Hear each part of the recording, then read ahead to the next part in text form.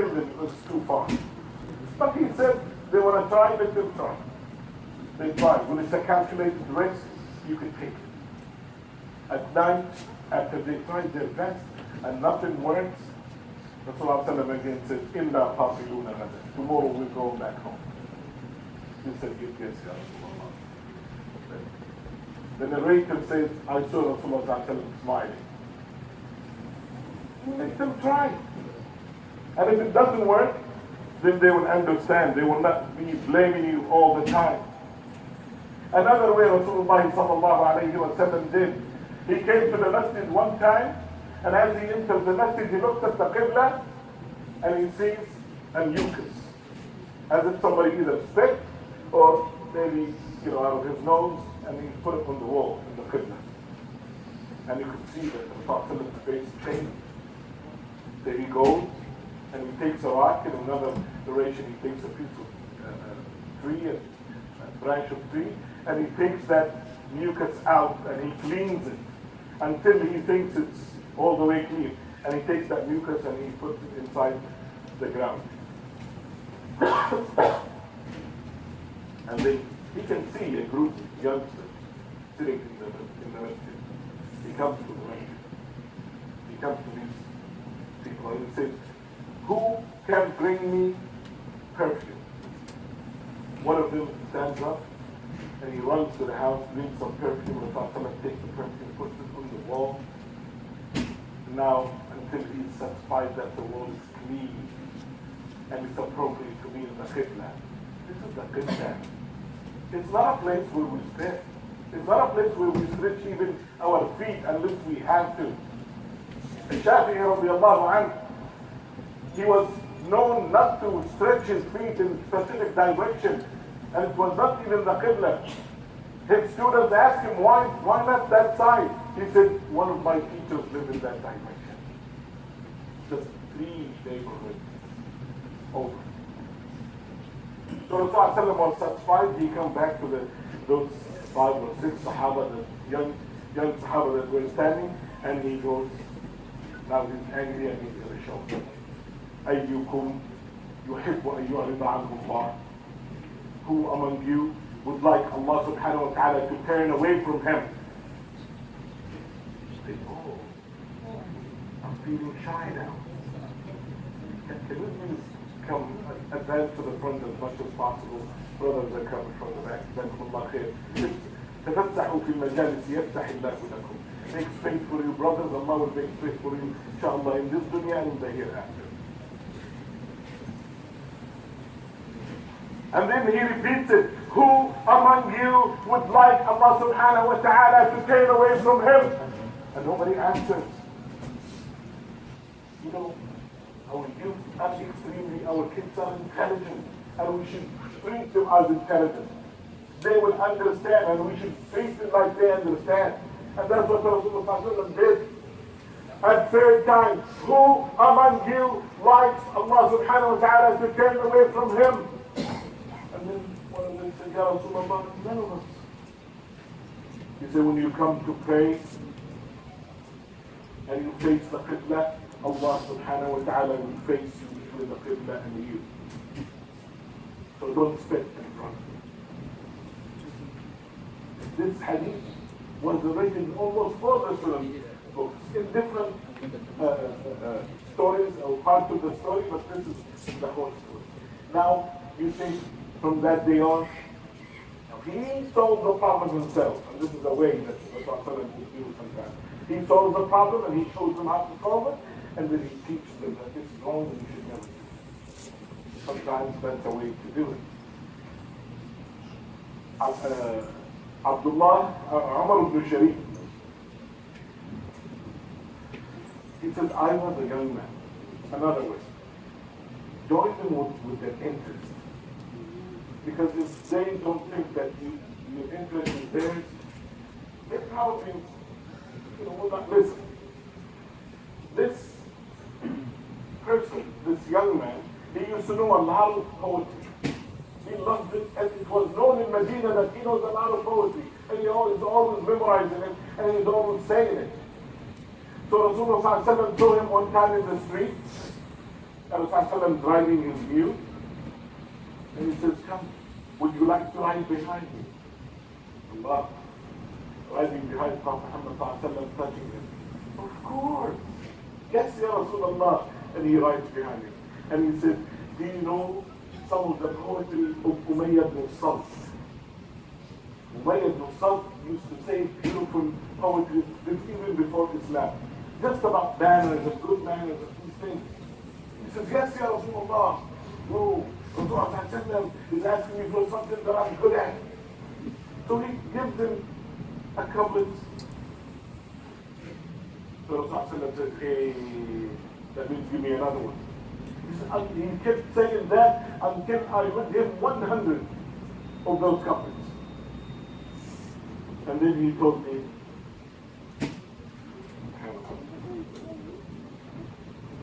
والشعراء يتبعهم الغاوون ألم تر أنهم في كل وادي يهيمون وأنهم يقولون ما لا يفعلون إلا الذين آمنوا وعملوا الصالحات.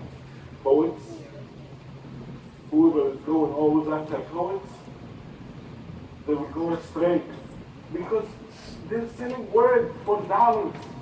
That's the basic idea that they used to do. Except for those who believe and perform the righteous deeds. That's what Allah subhanahu wa ta'ala said.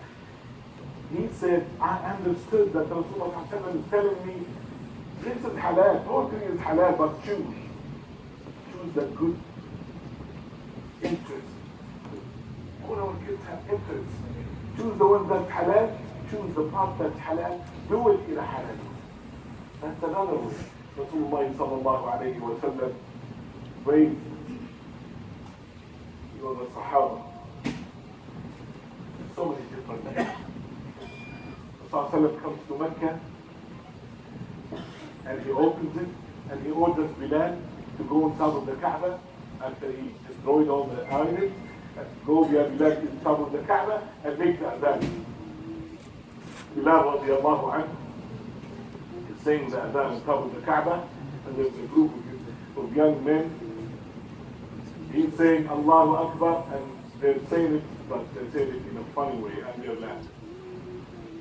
Bilal radiallahu anhu was not that kind. So he had that little, accent that he had to his sound. So they were making fun of him. And those are the best pronouncing Arabs ever in Quraysh. And they had just came to Islam, so they're making fun of Bilal. Rasulullah heard them. And he heard among them, while they're trying to imitate Bilal and say what he's saying, he heard a beautiful voice among them.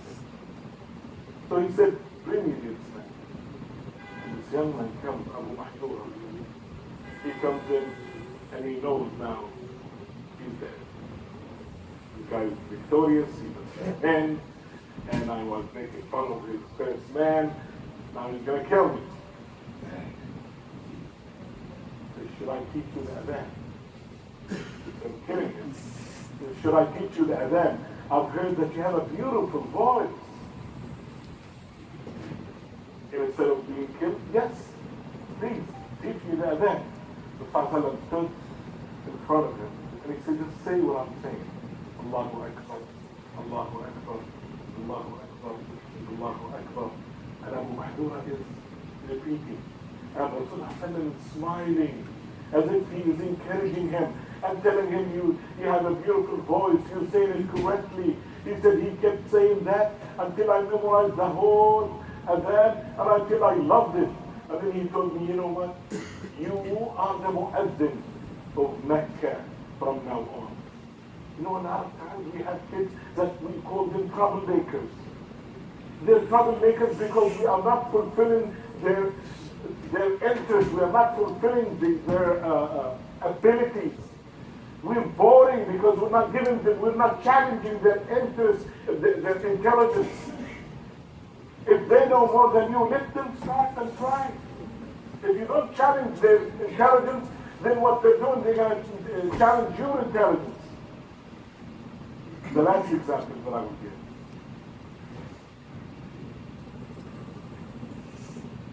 The last example that I give.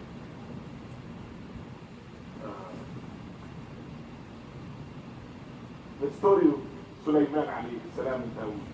Because you know what?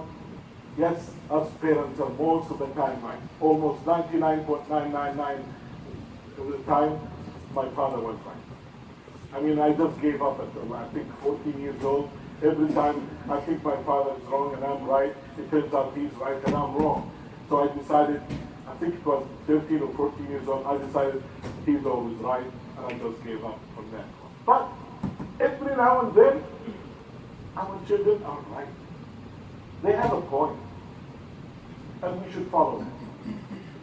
2 women in the desert, they both have children. One is older, and that's her last child probably, most probably, and the other is young. The wolf comes and he eats one of the little kids while they're taking care of Aaron. They both come back.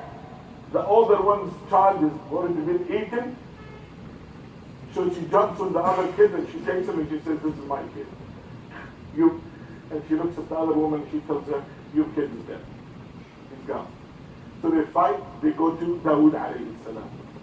Dawood alayhi salam, he listens. They both have a problem. The older one cannot have children. But the point is, she has a kid. And if you have something, then it's yours until the other person can prove that it's his. So his verdict was, the older woman would get him. Sulaiman was there. Allah subhanahu wa ta'ala قد صدق القرآن ففهمناها سليمان وكلا آتيناه حكما وعلما. That we made Sulaiman understand that matter a little more than Dawood alayhi salam, the son more than the father. But we gave both, as Allah subhanahu wa ta'ala says in the Quran, we gave them both the knowledge and the wisdom. So Sulaiman said, "Can I interfere?" And Dawood says, "Yes." He said, "Bring me that child." He takes the child and he says, "Bring me a saw." A saw?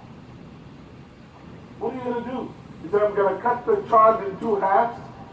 The younger one will take half and the older one will take half." The younger one jumped right away. And she said, "No, don't cut it. It's her child." It's obvious. None of us will agree to that. Sulaiman alayhi salam would not have agreed to that. It's not really that he's going to do it. But he wanted to see whose heart will jump first. That is the mother. When the younger one jumped, he said, "This is your child." You're the one who right away jumped and said, "No, I will not accept." You know what? This story reminds me of one of my shiur. He was coming from overseas and he had to stop in London. And then the person that was riding next to him, the seat next to him, was an Israeli rabbi. And this was in the 80s. And he said he bored me of talking about peace and how we should split Palestine into 2 sections and the Israelis or the Israeli Jews would take 1/2 and the Palestinians should take the other part. He said he bored me so much, then I told him this story. I said, "Do you know the story of Sulaiman and Dawood and the women when one of their children was eaten by the wolf?" He said, yes, we were raised on stories like this. He said, my sheikh said, "We are the real mothers. That's why we don't accept for Palestine to be split into 2. And you guys don't have a problem with it." Ask Allah subhanahu wa ta'ala to free Al-Quds and Palestine from the Israeli aggression. Ask Allah subhanahu wa ta'ala to make us from those who listen to the ways of bringing up our youth from Rasulullah sallallahu alayhi wa sallam, and we follow the best of it. ادعوا الله وأنتم مؤمنون بالإجابة.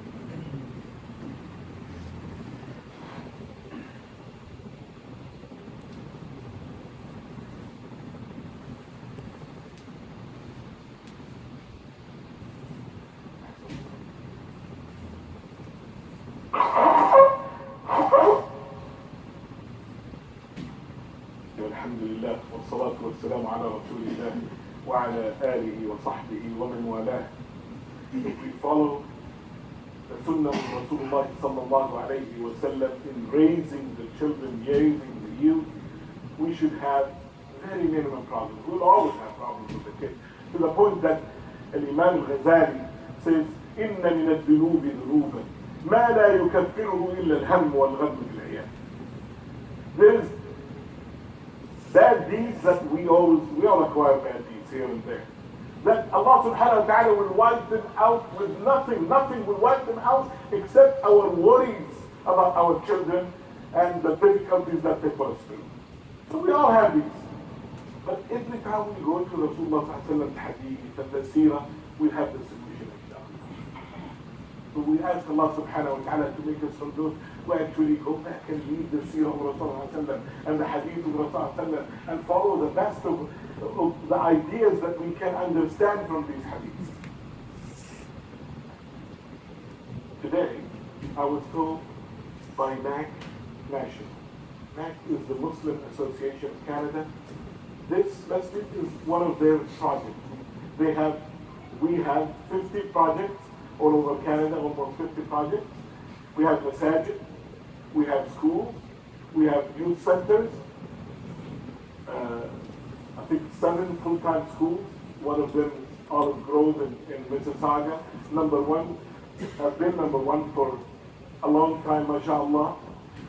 We have full-time schools in Ottawa, in Quebec, in Montreal, Edmonton, and other places. Alhamdulillah, almost 7 schools is what we have. We have over 2,000 students in these 7 schools. We have schools who just learn in Quran, about 2,500 students. Just last year, 34 have finished the whole Quran, alhamdulillah rabbil alameen. Just before Ramadan, 10 sisters finished the whole Quran from beginning to the end for the last 4 years in our center. It's a project of Dundas, it's a project of MAC. Just before Quran, alhamdulillah, they have finished. We have part-time schools that teach the Arabic language so we can read the Quran, and they teach the Quran itself. Over 4,000 students, alhamdulillah rabbil alameen. Over 5,000 people that pray in our Masjid, and I think this is a very small number compared to the real numbers that we have. All of these projects. Just the night of Ramadan, just here in Mississauga, we were invited. We are being recognized by, what I'm saying is we are being recognized by the politicians. We were invited and we were in a meeting with 2 members of Parliament and one of the ministers, the Minister of Heritage. We are being recognized. They know that it's a big organization and it's shaping Islam in Canada and in North America. MAC is the largest grassroots organization, and our main worry is to take care of our Muslim brothers and sisters, but mainly the youth. And how can we bring a Muslim generation that not only hold fast to their Islam, but they realize and understand what does it mean to live in a country and be a citizen of that country, like that provide us and allow us to practice our faith, our Salah, our ibadah that we want to practice. This is what MAC is. That's why, and all of these projects, they need a head office, they need national. And there's so much work. Why I go in the weekends. I don't work in the national. I work in another center like this. But I go in the weekends and these people are meeting. I go sometimes at 7 o'clock. And the brother, brother Abdul Latif, may Allah subhanahu wa ta'ala bless him at the OGS, you think it's easy to become number 1? It's not easy. He's there from 7 to 7. And at night, every time I go to any social event, he's there, mashallah. He's a part of everybody's life.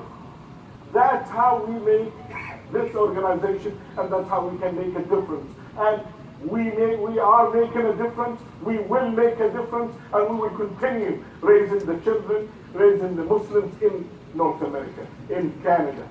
And we need your support. As much as Allah subhanahu wa ta'ala has given us. We have a lot of responsibilities, but the number one responsibility is our responsibility here in Canada. Here in Canada. The responsibility of our children, our own responsibility, and the responsibility of Islam and Muslims in Canada. Inshallah, after the Salah, I will ask you to give as much as Allah subhanahu wa ta'ala has given you.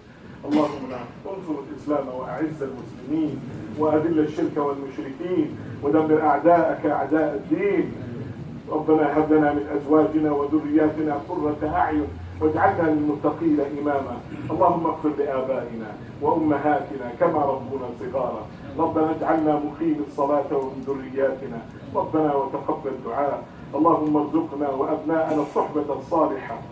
اللهم منزل الكتاب ومجري السحاب وهازم الأحزاب. اهزم أحزاب الكفر وانصرنا عليهم. اللهم لا ترفع لهم راية ولا تحقق لهم غاية. اللهم احصهم عددا واقتلهم بددا ولا تغادر منهم أحدا. اللهم إنا نسألك باسمك الأعظم الذي إذا سئلت به أعطيت وإذا دعيت به أجبت وإذا استرحمت به رحمت. اللهم فك أسر المسجد الأقصى. اللهم فك أسر المسجد الأقصى. اللهم فك أسر المسجد الأقصى. اللهم اعتق رقابنا من النار. اللهم اعتق رقابنا من النار. اللهم اعتق رقابنا من النار. وصلى الله وسلم على سيدنا محمد وعلى آله وصحبه أجمعين.